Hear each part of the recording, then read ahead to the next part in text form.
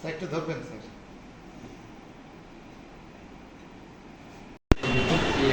আমরা আজকে দিয়েছি এবং আমরা রাউজান বিএনপি আজ থেকে ঐক্যবদ্ধ।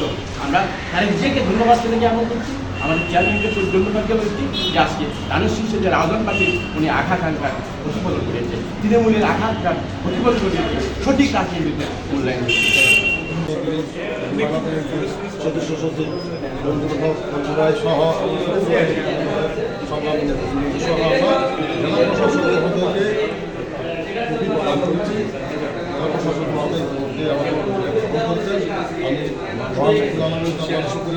সাথে সাথে আমাদের বাংলাদেশ জাতীয়তাবাদী দলের নবনির্বাচিত চেয়ারম্যান জনাব তারেক রহমানকে আমরা শুভেচ্ছা, অভিনন্দন এবং কৃতজ্ঞতা জানাই। এই জন্যই আমাদের তৃণমূলের আশা আকাঙ্ক্ষার প্রতিফলন ঘটিয়েছে।